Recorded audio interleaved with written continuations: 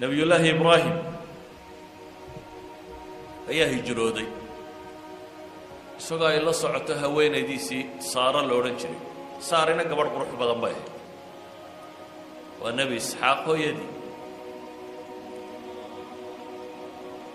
iyagoo hijradoodii wata ayay ku soo baxeen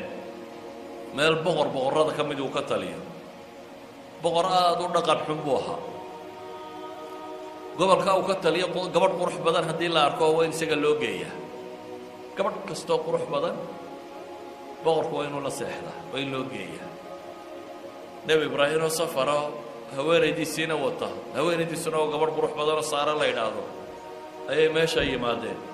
dabeetana nebi ibraahim baa gabadhii laga qaada boqorkaa loo geey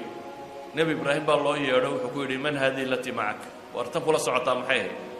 nebi ibraahim uu ka cabsado wuxuu yidhi waa walaashay dabeetana waa la soo daayay iyaduu yidhi keena nebi ibraahim iyadii buu la hadlay wuxuu ku yidhi na waa walaashay baan ku idhiye haybeenini gabadh kastoo aroos u ninkani qaataa waxaan ku yidhi waa walaashay waanaad og tahay dunida meeshan aynu joogno maanta labadeennuunbaa wax muslima jooga innagunbaa walaala cid kale oo ayn loo walaalay ma jirto ee haybeenina sidaa adna yeel buu leeyahay adna waa walaalkay dheh waa loo keenay markii loo keenay ayay tidhi in yari sug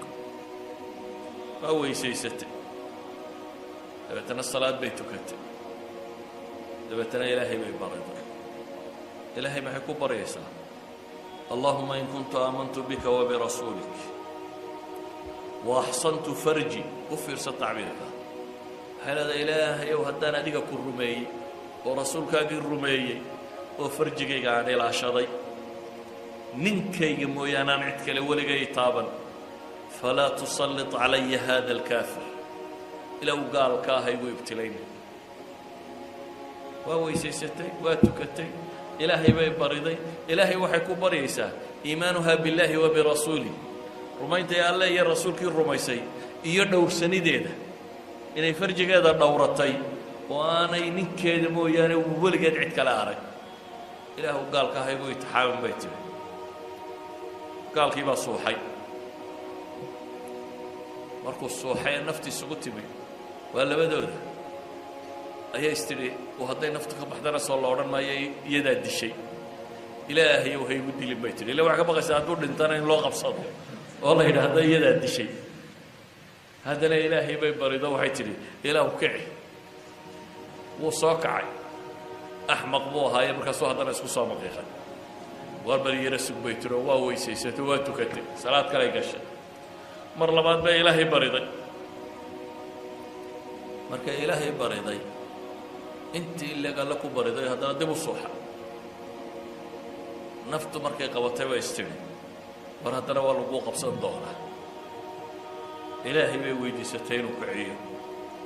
waa soo kacay riwaayaadka qaarkood waxay tilmaameen mar saddexaad ba haddana isku dayay ilaahay bay haddana bariday waa miyir beela waa suuxay haddana ilaahay bay bariday inaan loo qabsanin ee uu ka kaco uu ka kacay mar saddexaadkii markuu arkay inaan waxba u suurtagal ahayn ayuu wuxuu yidhi shaydaamad bay noo keeneen dabeetana haajara nebi ismaaciil hooyadii ayuu ku daray wuxuu yidhi taasina ha kuu shaqayse kaxayso nebi ibraahim taana qaada buu yidhi weliba shaqaalaha kuu noqotee kaxayso waa haajara nebi ismaaciil gabadha hooyadii noqon doonta waa ninkan baa markaa soo siiyey ee nebiyullaahi ibraahim